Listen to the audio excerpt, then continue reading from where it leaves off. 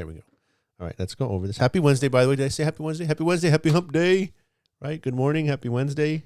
Hopefully your day's going good so far. Where are we? There we are. There we go. Okay, so the function is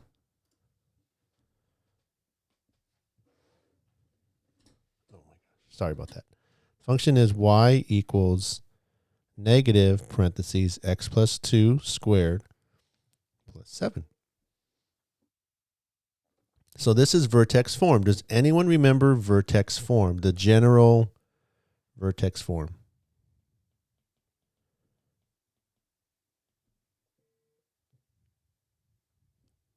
Anyone? Bueller. I need to get that sound effect. Bueller. All right, so if you forgot, it's this. It's f of x, or y, equals x minus h squared plus k. Very good. There you go. Very good. Right, and then we had an a in front, right? We could have an a right here. There's also a b right here, but we don't want to put that. We don't want to get too confusing right now, but there is a b right there that affects the graph. All right, so in this form, it's called vertex form for a reason. Anyone know why this is called vertex form?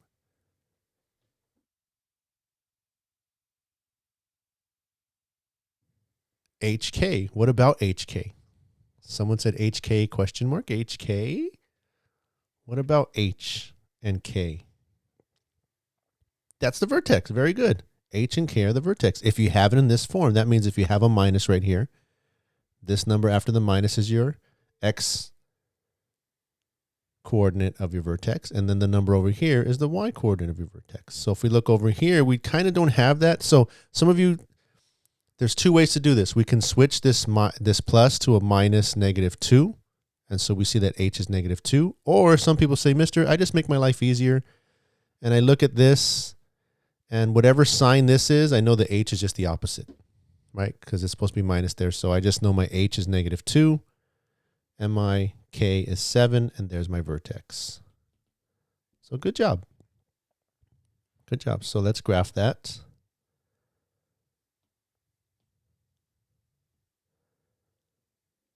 So I'm going to erase this. You guys don't mind if I erase the vertex form? And so let's draw our graph.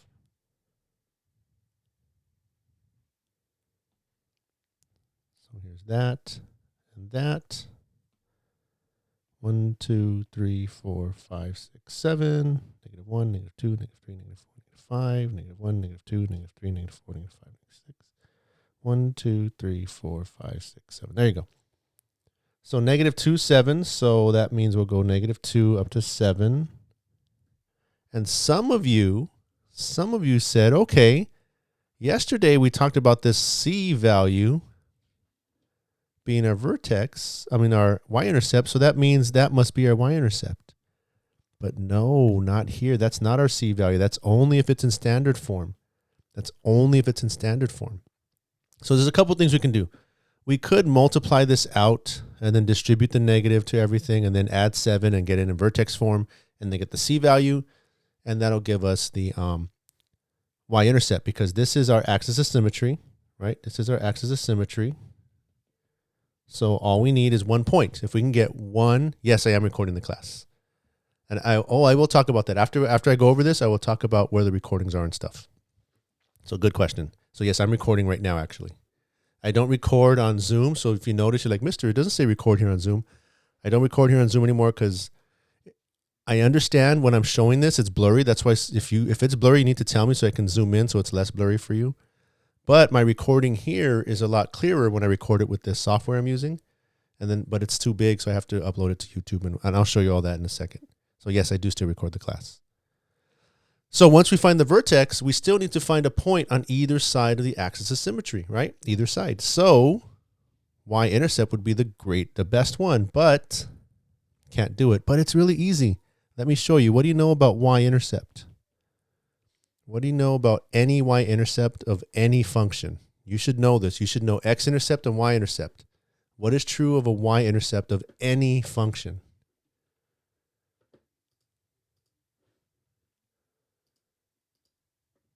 y equals 0. That's y-intercept? No. For y-intercept, right? For y-intercept, y is going to equal whatever it is. But x equals 0. For y-intercept, x equals 0, right? Right? X equals 0. Be careful with that. Yeah, because y means that there is nothing happened with x. If I want to be on the, this is 1, right? That's 2, that's 3, that's 4, that's 5. Those are all x values, right? That's -1, that's -2, -3, -4. Well, what do you think this is? What do you think that is? That's 0. That's when x is 0. So if I want to be on the y-axis, my x has to be 0. And that's true for any function. Okay, so x equals 0. So if I want to find my y-intercept, just put x equals 0. So y equals -0 plus 2 squared plus 7.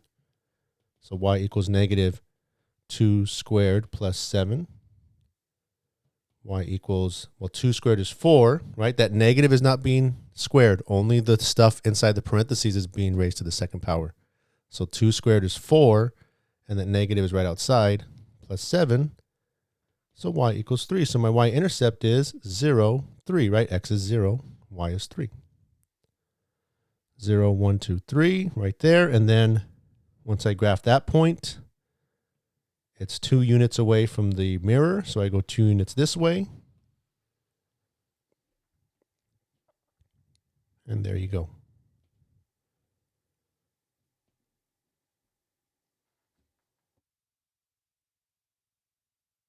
Now I could have gone one step further to make this a little more accurate. So I'm going to go backwards. I'm not going to connect the dots yet. I'm going to go one step further and get a little more accuracy. And I'm going to do my x-intercepts. Okay, I'm going to do some x-intercepts. And in standard form, you'd have to set your y equal to 0, right? Because x-intercept means y equals 0. You set your y equal to 0, and then you would have to solve that quadratic by using quadratic formula, by factoring, by completing the square, however you want to solve that quadratic. In vertex form, it's a little easier. So let's set y equal to 0. So we'd get 0 equals -x plus 2 squared plus 7. So if I want to solve that, what's nice, and we talked about this last semester, is this whole thing is squared. So let's get this whole thing in pink by itself. So I'm going to subtract 7 on each side. And I'm going to get -7 equals -x plus 2 squared, right? That whole thing in parentheses, think of it as one entity, as one thing, right? It's a thing squared. So I want to get that thing by itself. So let me divide by -1, divide by -1, so it cancels out that negative, because I don't want that negative in front. I just want the parentheses by itself with the squared. And so I get 7 equals x plus 2 squared. And then how do I get rid of a squared? I square root both sides. And so I get square root of 7 equals, cancel, cancel, x plus 2. But remember, when I square root anything, it's plus or minus. Plus or minus. So now I subtract 2 on each side, and I get x equals -2 plus or minus square root of 7. So that means I have 2 answers, right? I'm going to have 2 x-intercepts. I'm going to have x equals -2 plus square root of 7, or x equals -2 minus square root of 7. Now, that is not a number, so what I have to do is get my handy-dandy calculator and plug that in, and let's get a decimal. Let's get a decimal. Oh, come on.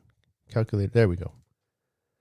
So let me plug that into my calculator. -2 plus square root of 7, and I get, can you read that? I don't know. Can you read that? 0.65. That's just x equals 0.65. Or, let me punch that into my calculator, -2 minus square root of 7. And I get x equals -4.65. And so those are my x-intercepts. So that means I'm going to plot those points. So 0.65. 0.65 is about a little more than halfway to 1. And then the other one is -4.65. So -4, and then about a little more than halfway. And there we go. We have a little more accurate graph now, so we can just connect those dots. And there we go. This is my vertex. This is my y-intercept. This is my reflected y-intercept. This is my x-intercept, and this is my other x-intercept. And that's how we graph. That's how we graph. Yes, of course, you can use a graphing calculator, or you can go to, you know how we go to Desmos to do our warm-ups? You can go to desmos.com, to do graph to graph. Let me show you. If you go to desmos.com, like, mister, I don't have a fancy calculator like you. Well, neither do I. That belongs to the school. Actually, can I show you something?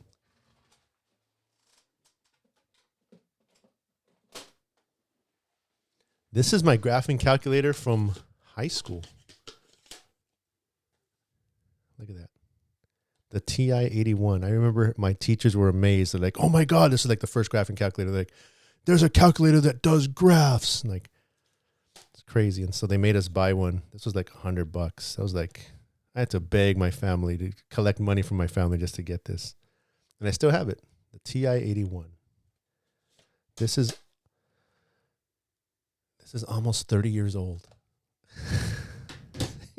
Wow. All right. So go to desmos.com. And if you just go, there's right here, you see right there, it says graphing calculator. Just click on graphing calculator and you can type in any equation you want. Y equals, and then what's the equation? Negative, parentheses, x. And as you're typing it, you'll see the graph, x plus 2 quantity squared plus 7. And there you go. And you can see in the graph, there you go, negative 6.46. So you can click on these points and they'll give you these points. And there you go, there's all the points.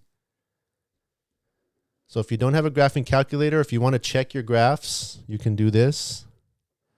Now I know what some of you are thinking. Ooh, I can cheat. Technically, yes, but this doesn't show you any of the work. This is why you need to do the work too. This is why I ask you to show your work. But mister, I do it in my head. This is why, because there's so many ways to cheat. But this is a tool also. This is a tool, right? This is something you can use to check. There's my vertex. See, all the pertinent points the important points are there. You just click on the point and it tells you the coordinates. There's my y-intercept. You can even click over here. You can click anywhere in the graph and it'll give you the coordinates of anywhere on the graph you want to. See that? Desmos is pretty powerful. I love Desmos. I nerd out on Desmos. All right, any questions? Any questions?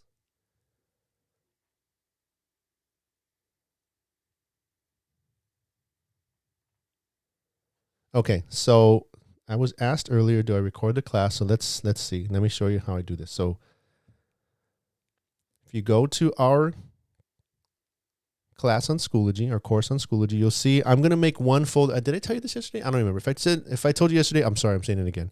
I'm making one folder for every week. Instead of the 4 folders I've been doing, I'm making one folder every week. And then in that folder are the materials. So if you look here, week 3 materials, you will see yesterday's video. Because I'm recording these videos on my software, the files are very large, so I can't just upload it straight to Schoology. So I upload it to my YouTube page, and then I put a link to it right there. So if you just click on it, it'll take you to YouTube, and then there's the class from yesterday. Okay, and it's a lot clearer. It's a lot clearer than the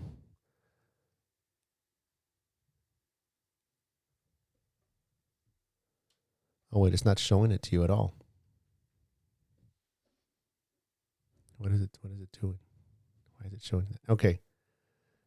Well, anyway, it takes it to YouTube. For some reason, it wouldn't let me show it to you here like this, but it is there. Click on it. It'll take you to the YouTube link, and you'll be able to see the video. Also, second thing I've done is your notes and your homework have been separated. Some of you were saying, mister, you used to put a packet in there that had notes, classwork, and homework all in one packet. And then some of you say, mister, where's the homework? And then you got to scroll all the way down. And you're like, mister, it's a pain in the butt. Some of you also said, Mister, can you make the notes Kami writable? Because some of you love to use Kami, and some of you love to take your notes on your device using Kami and just save it on your Google Drive. So I've done that now. So it doesn't say Kami here, but when you click on this, like here's the notes for today we're going to take. You click on this, there's the PDF. If you're using Google Chrome, it doesn't show it here for some reason because this is my iPad. But if you're on a Google Chromebook or a laptop, right here next to View, it'll say Open with Kami. And then you can open your notes with Kami and take your notes on Kami and save them. Now, don't stress. Some of you are saying, well, Mister, how come my notes have a due date?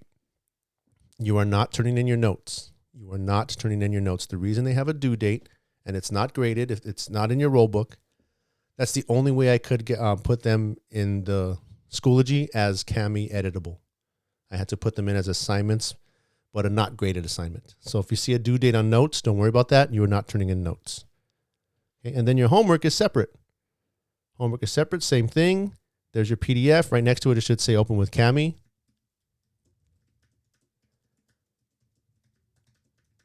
Hold on. And then you can do your homework there and turn it in that way. Okay, so this is due tomorrow night. Okay, so we're going to start the notes today. We're going to hopefully finish them tomorrow. And then the homework will be due tomorrow. And of course, if we don't finish, I'll give you an extra day for homework. But here's the other thing. Here's the other thing I'm doing about homework. Yes, it says homework. And yes, you're supposed to do homework after you leave class. But some of you have talked to me. And I know a lot of you have gone through stuff, are going through stuff, probably will go through stuff. Just the way this past year has been going. It's not over. I know we're going through a whole bunch of things. So some of you are telling me, Mister, I can't do work after class. If I'm in class and I'm doing it, great. But after class, I have to babysit. I have to work. I have to help with the family. I have to do a whole bunch of things. There's all these myriad of things. Some of you are just lazy. Okay, let's be honest. Some of you are just like, oh, I don't want to. I'm lazy. But we know there's other extenuating circumstances. So what I'm going to do is I'm going to try to give you time in class for homework. Now, here's how I'm going to do that. You know how class is 50 minutes long, right? Class is 50 minutes long, but we only have to be live for 30. So what I've been doing is we go about 30, 35 minutes, and then sometimes I say, okay, guys, go work on IXL or go work on this for the next 20 minutes. Do it asynchronously. It's called asynchronously. Synchronously means we're live. Asynchronously means I trust you to go do your work on your own within those 50 minutes. What happens as soon as you leave the Zoom? Let's be honest. When I say go do your IXL, what happens sometimes? Not all the time. What happens sometimes when you leave the Zoom?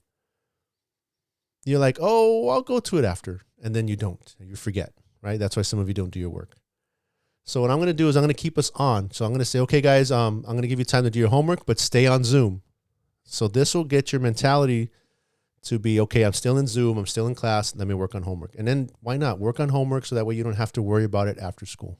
Okay. Okay. So we're going to do that. Yes. And then we can ask questions, right? Mr. Davila and I will be here. So that's kind of another bonus, right? You're doing your homework and Mr. Davila and I are here to answer your questions. So it's kind of a win-win.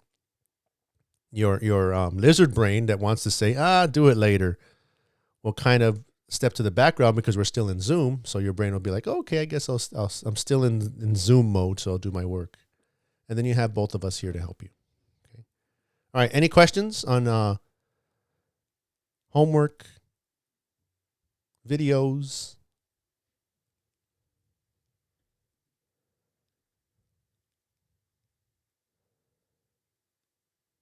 All right, where are we? Here we are.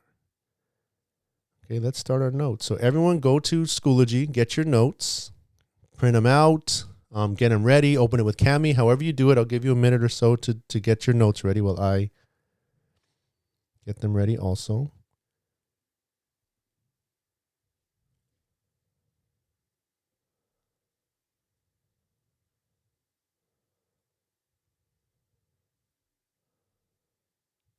Okay, so it's the one that says adding, subtracting, and multiplying polynomials. I'll give you a minute to open this up, however you open it, to get your handy dandy notebook, right? Either the line notebook or your graph composition book, whatever you have, or if you do it on Kami. And I'll give you a minute. And actually, I'm going to go get some water. I'll be right back. So the beginning of these notes are going to be kind of boring. A lot of vocabulary.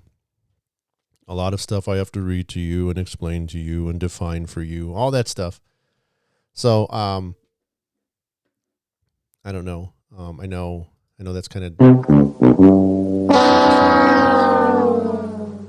like, okay, the boring part. So I'm sorry. Yeah, that's usually how units are. The first beginning part, you have to lay down the foundation, and it's all the basic stuff. Okay. So any questions before we move on? All right. Everyone ready with their notes? However they're taking their notes. All right. So we're talking about polynomials, right? And so these are just fancy words for the stuff you've been working with. Okay. So first we'll talk about monomial. What's a monomial?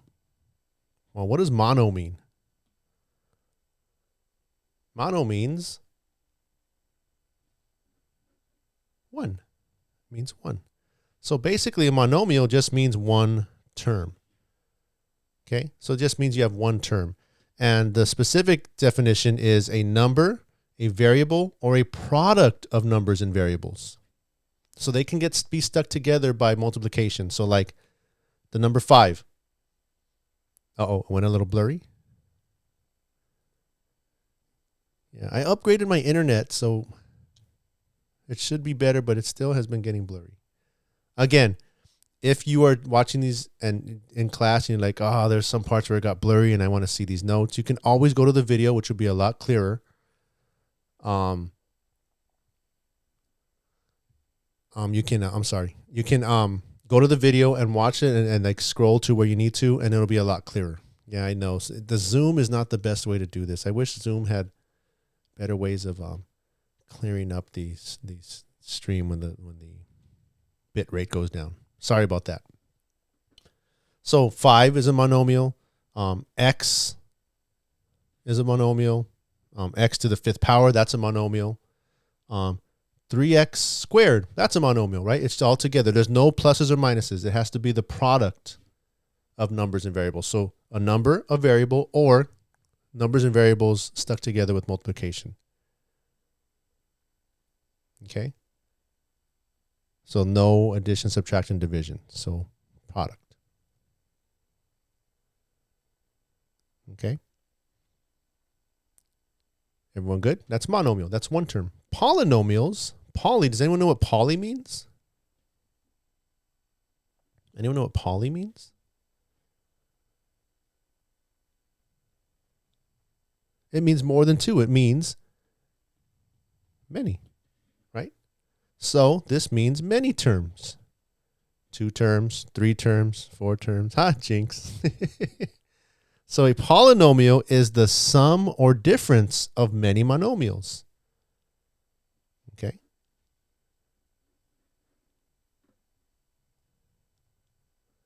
Okay, hold on. I'm sorry.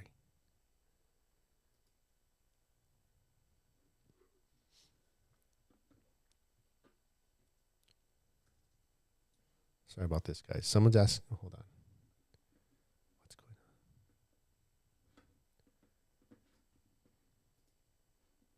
It's freezing up on me. Okay, here we go. So the highest exponent of a polynomial is called the degree. Okay. So like quadratics, a quadratic, what's the highest exponent in a quadratic? 2. So we call that a second degree polynomial. Okay. And standard form of a polynomial will just be you order your terms from highest exponent to lowest. And if you have multiple variables like A, B, C, and D, you just go in alphabetical order. Okay, so A would be like the top dog, B would be next, and then the rest, okay? So here's what I'd like you to do. I'll do the first one, and then you're going to do the second one. I just want you to put these in standard form. So standard form of any polynomial means I just get the highest exponent, I put that first, and then I get the next highest, I put that second, the next highest, third, and so on. So let me show you what I mean by that. So number 1, if I look here, which one has the highest exponent? This one does. So that'll be my first term, negative k to the fifth. So I'll cross that out. So now what's the next highest? Right here, minus 3k cubed. So I'll cross that one out. What's next? That one's next. Plus 1/4 k to the second power. Right? We're looking at the powers of the exponents, the exponent of the variable. Okay. So what's next? 8k to the first plus 8k. And your constant or your number, right? Your lone number, your constant or your lone number is always last.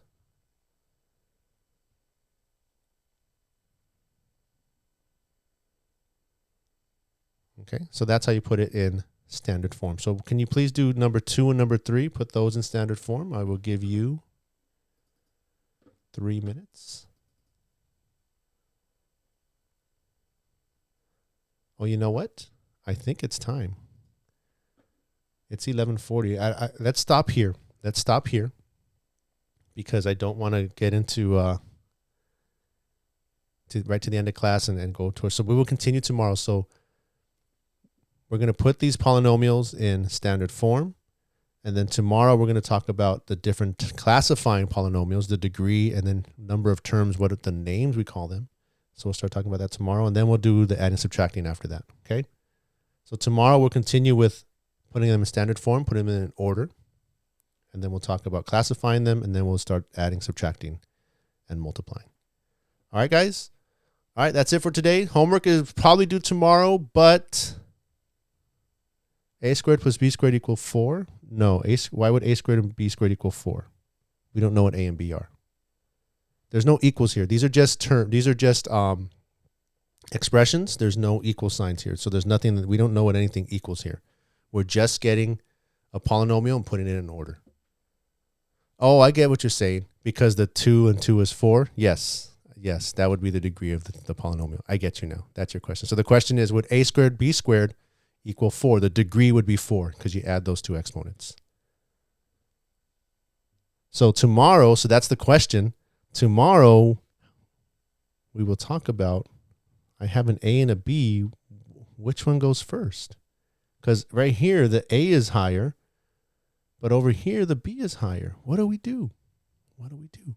So we'll talk about that tomorrow. All right. Take care, guys. I will see you all tomorrow. And have a great day.